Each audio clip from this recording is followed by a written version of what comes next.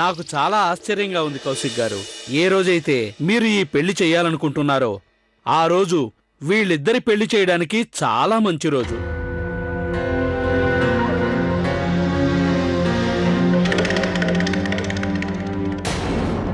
అంతా ఆ పరమేశ్వరుడి దయ్యా. చూసారా, శివ సిమ్రన్ల పెళ్లి ఏ రోజైతే జరిగిందో ఆ రోజే శివ అస్మితల పెళ్లి కూడా జరుగుతోంది. అరే వా! అత్తయ్య గారు, నిజంగా నేను చాలా సంతోషపడుతున్నాను. నాకు ఆనందంగా ఉంది కౌసల్య. ముహూర్తం ఈ నెలలోనే ఉంది కదా. నువ్వు అస్మిత వాళ్ళింట్లో ఇంతవరకు మాట్లాడనే లేదు. ఇంత త్వరగా ఇన్ని పనులు ఎలా అవుతాయి? అది కూడా నిజమే. ఈ పెళ్లికి వాళ్ళ అనుమతి తీసుకునేంత వరకు మనం ఎలాంటి నిర్ణయం తీసుకోలేం కదా. ఏమండి, ఆ విషయం గురించి మీరేం మాత్రం ఆలోచించకండి. ఆ సంగతి నేను చూసుకుంటాను. ఆయన వాళ్ళు మనల్ని ఎలా కాదంటారు? నేను ఒప్పిస్తాను. అది నిజమేలే. ఈ రోజు వరకు నీకు ఎదురు చెప్పే ధైర్యం నేనే చేయలేకపోయాను. వాళ్ళు మాత్రం ఎలా ధైర్యం చేస్తారు? ఏమండి, మీరున్నారే. ఇక నేను బయలుదేరతాను. ఉంటాను. జై శ్రీరామ్.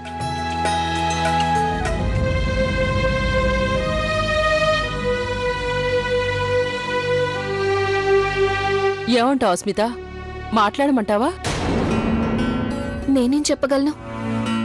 మీకు ఏది మంచిదనిపిస్తే అదే నాకు మంచిదవుతుంది.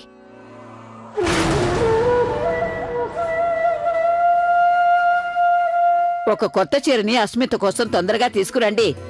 తను కొత్త చీర కట్టుకుని నగలు పెట్టుకుని శివాజీతో పాటు గుడికెళ్ళొస్తుంది. అలాగే. పద ప్రియా, పద అస్మిత.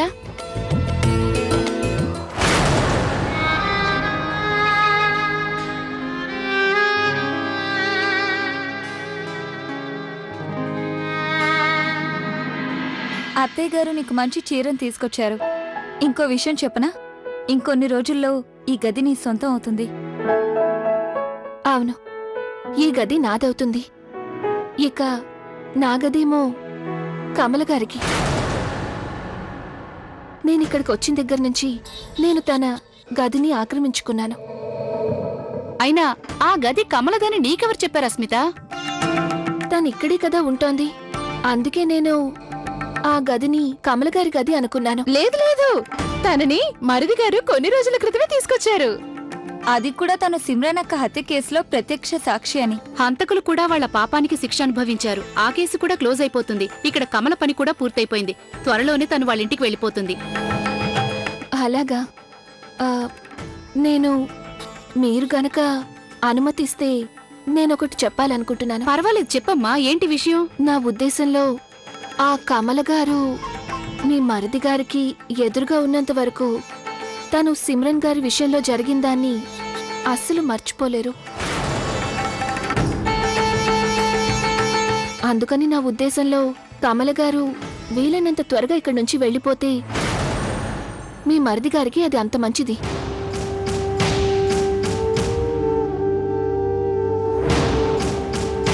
అవును, నువ్వు చెప్పేది నిజమే. ఈ విషయం గురించి మనం ఆలోచించాలి. కానీ పాపం తను ఎక్కడికి వెళ్తుంది? అనాథ కదా. తను అనాథ? అయ్యో, నాకు ఆ విషయం తెలీదు. అవును, తను పాపం ఎక్కడికి వెళ్తుంది? కానీ మీరు మీ మరిది గారిని అలా చూస్తూ ఉండలేరు కదా. అయినా మనం మాత్రం ఏం చేయగలం? నువ్వు చెప్పేది నిజం. మా ఇంట్లో అతిథిని దైవంతో సమానంగా చూస్తాం. అందుకని తనకు నచ్చితే కమల ఎన్ని రోజులైనా ఇంట్లో ఉండొచ్చు. లవ్లీ, కమల మన అతిథి కాదు. శివాజీ తనని పని ఉండి ఇక్కడికి తీసుకొచ్చారు. నా ఉద్దేశంలో తన పని పూర్తయిపోయింది. కమల ఇక్కడి నుంచి వెళ్లటం మంచిదని నాకు అనిపిస్తోంది.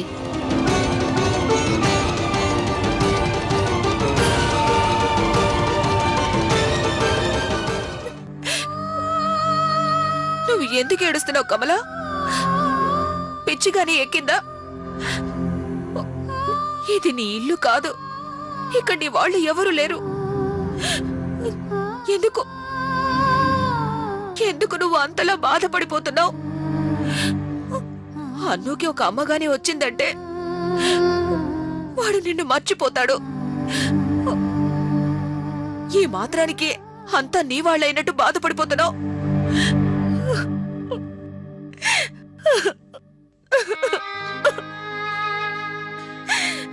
ఆంటీ, మీరెందుకు ఏడుస్తున్నారు? ఏం లేదు, నేను వెళ్ళిపోతున్నాను కదా, కొంచెం బాధగా ఉందంతే. మీరు ఎక్కడికి వెళ్ళిపోతున్నారు? తెలీదు, కానీ ఇంటి నుంచి మాత్రం దూరంగా వెళ్తాను. వెళ్ళొద్దు ప్లీజ్, నేను మిమ్మల్ని చాలా మిస్ అవుతాను. నాకు నిన్ను వదిలి వెళ్ళాలని లేదు, కానీ ఏం చేయను, నేను వెళ్ళక తప్పదు కదా. అన్నో, నాకు మాట ఇవ్వు.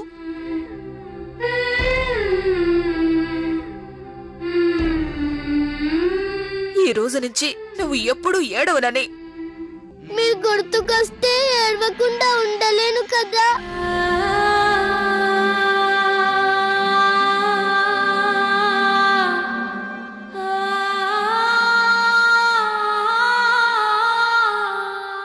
ఎంతో కష్టపడితే ఒక ఆధారం దొరికింది, కానీ అది కూడా చేజారిపోయింది. ఇప్పుడు నేనేం చేయాలి? తనని నేను ఎలా పట్టుకోవాలి? దేవుడా, నువ్వే నాకు ఏదైనా మార్గం చూపించాలి.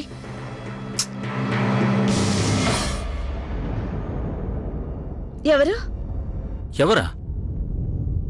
నా గురించి ఆలోచిస్తున్నావు, ఎదురు చూస్తున్నావు, కానీ నన్నే గుర్తుపట్టలేకపోయావా నువ్వు? కార్తీక్, ఇది రొమాన్స్ కి టైమా? వదులు. అబ్బా, టైం ఇంకెప్పుడు వస్తుంది? చూడు నా ప్రియమైన లవ్లీ, వేరే వాళ్ళందరి గురించి ఆలోచించడం మానేసి నా గురించి ఆలోచించు. లవ్లీ, అప్పుడప్పుడు నీ ప్రేమ కోసం ఎదురు చూస్తున్న దాసుని కూడా కనికరించు. హే, హోల్డ్ ఆన్, నువ్వు నవ్వుతున్నావా?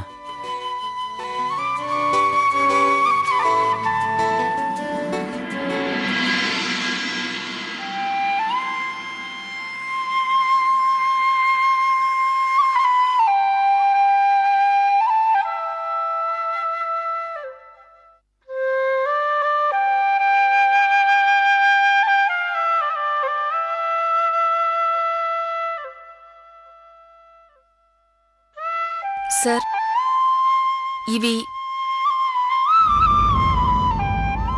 ఏంటివి? అన్ను కోసం నేనిస్తున్న కానుకలు. అంటే నువ్వు వెళ్ళిపోతున్నావా? నేను ఏ పని మీదైతే వచ్చానో ఆ పని పూర్తయిపోయింది కదా. ఇప్పుడు నా అవసరం కూడా లేదు కదా. నేను ఇంట్లో ఉండడం బాగుండదు సార్. అది నేను వేరే వాళ్ళకు అనవసరంగా భారంగా ఉండటం నాకిష్టం లేదు.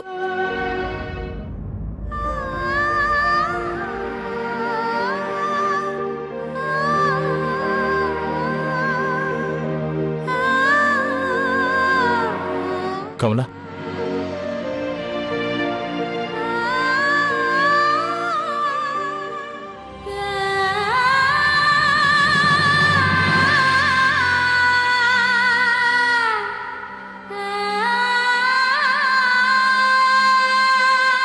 నేను నిజంగా తెలివి తక్కువ దాన్నే.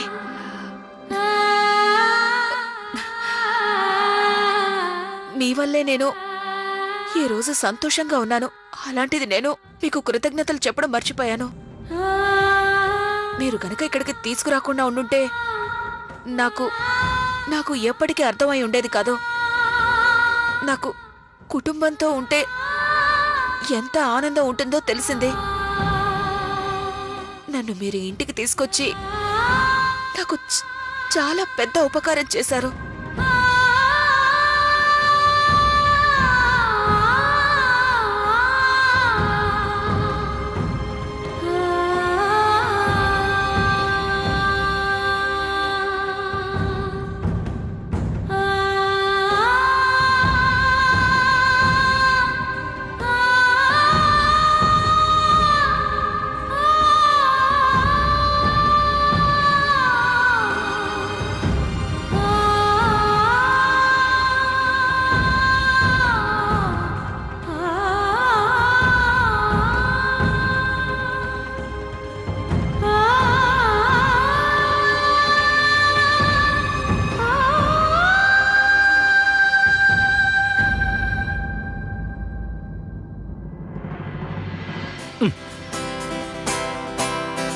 పట్టపగలు ప్రేమించుకోవడంలో చాలా సరదా ఉంటుంది. చిన్నప్పుడు దొంగతనంగా జామకాయలు కోసినట్లు. కానీ పట్టపగలు ఇలాంటి పనులు చేస్తే దొరికిపోయే అవకాశాలు ఎక్కువ. కానీ ఇప్పుడు ఆ అవకాశం లేదుగా, ఎందుకంటే నేను కిటికీ క్లోజ్ చేస్తాను. కార్తీక్ ఆగు.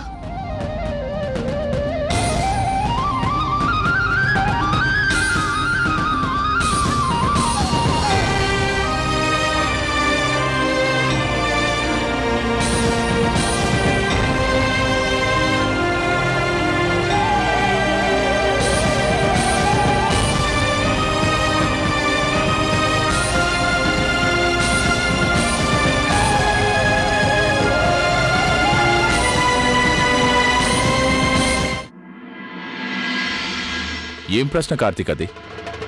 మేం తెలుసుకోవాలనుకునేది ఒక్కటే, మీకు ఈ పెళ్లి చేసుకోవడం ఇష్టమేనా? అవునన్నయ్య, మీకు నిజంగా అస్మితను పెళ్లి చేసుకోవడం ఇష్టమేనా?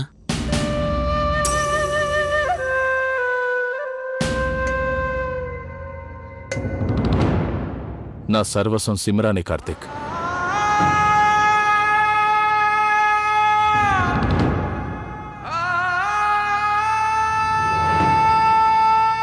ఇప్పటికీ నేను తన్నే ప్రేమిస్తున్నాను. తన స్థానాన్ని నేను ఎవరికీ ఇవ్వలేను.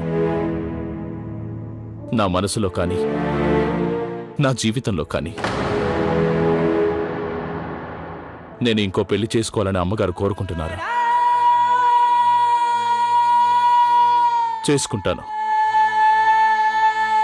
నా కోసం కాదు, కేవలం అన్ను కోసం. కానీ కమల, తన సంగతేంటి? మాకు తెలుసు బావగారు, మీకు కమలంటే చాలా ఇష్టమని. మీకే కాదు, అన్ను కూడా తనంటే చాలా ఇష్టం. ఇంకా అన్నుని తను చూసుకున్నంత ప్రేమగా ఇంకెవరూ చూసుకోలేరు. అవునన్నయ్య, వాళ్ళిద్దరి మధ్య ఒక ప్రత్యేకమైన బంధం ఉంది. అటువంటి బంధం అన్ను అస్మితల మధ్య ఏర్పడకపోవచ్చు. అన్నయ్య, నా ఉద్దేశం ప్రకారం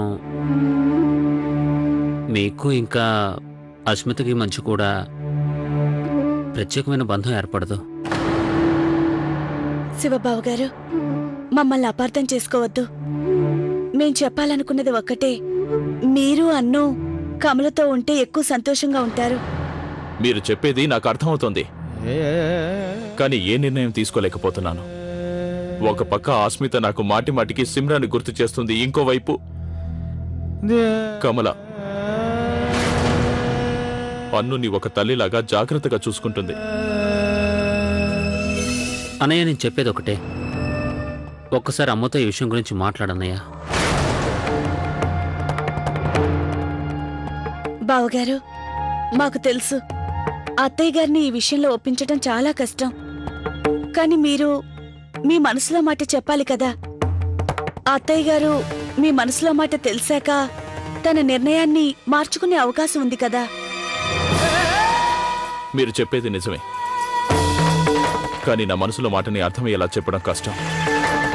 కానీ ప్రయత్నిస్తాను.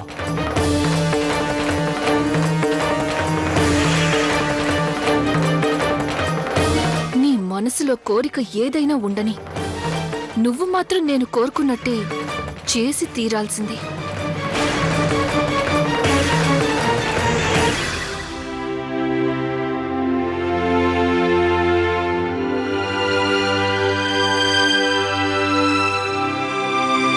అమ్మా, బాబు శివ, నువ్వా? ఏమైనా కావాలా? అది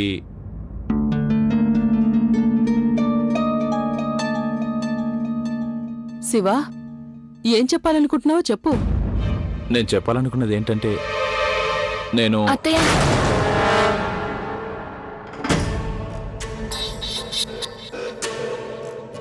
నన్ను క్షమించండి. నేను మీ అనుమతి తీసుకోకుండా వచ్చేశాను. ఇందులో క్షమాపణ అడగాల్సిందేముందమ్మా? తొందరలోనే నువ్వు ఈ ఇంటి కోడలివి కాబోతున్నావు. నువ్వు మా గదిలోకి ఎప్పుడైనా నిరభ్యంతరంగా రావచ్చు. ఏం కావాలో చెప్పు. అదేం లేదత్తయ్య, బామ్మగారు చెప్పారు కదా, నేను కొత్త చీర కట్టుకుని ఇంతో కలిసి గుడికి వెళ్ళాలి అని. నేను రెడీగా ఉన్నాను. అయ్యో, నేను ఏదో ధ్యాసలో ఉండి చూడలేదు. నువ్వు ఈ చీరలో చాలా అందంగా ఉన్నావు. అమ్మ, నాకు ముఖ్యమైన పని ఉంది, నేను మళ్ళీ వస్తాను. శివ, ముందు మీరిద్దరూ గుడికి వెళ్ళండి.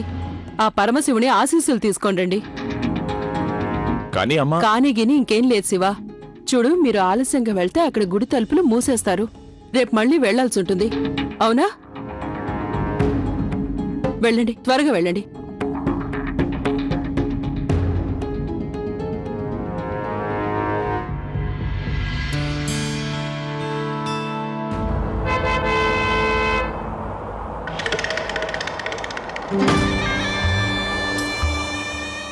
మీరు నాతో వచ్చినందుకు చాలా సంతోషంగా ఉంది. Thank you so much. మరేం పర్లేదు.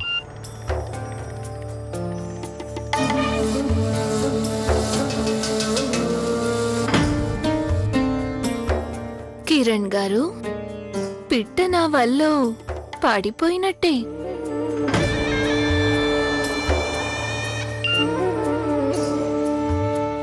అది ఊళ్ళో నాకొక స్నేహితురాలుంది. తనకి SMS కి సమాధానం చెప్తున్నాను.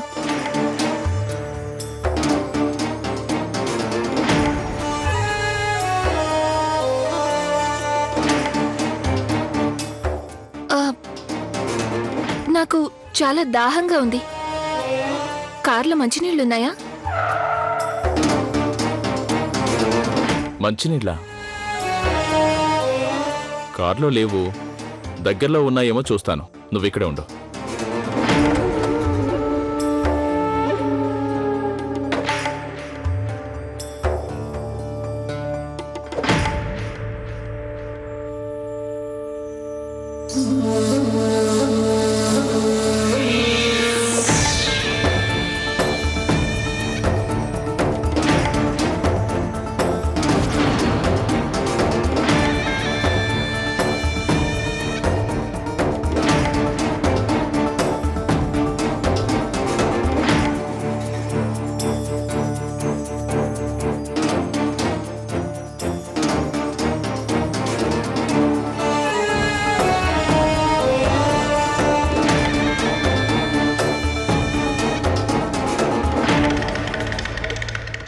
సారీ అస్మిత, దగ్గరలో నీళ్లు దొరికే అవకాశమే లేదు. ముందుకెళ్ళి చూద్దాం. మరేం పర్వాలేదు, మీరు నన్ను క్షమించండి. నీళ్ల బాటిల్ నా బ్యాగ్లోనే ఉంది. నాకు గుర్తే లేదు. అనవసరంగా మిమ్మల్ని ఇంత కష్టపెట్టాను. పర్లేదు. నీళ్లు తాగండి. థ్యాంక్స్.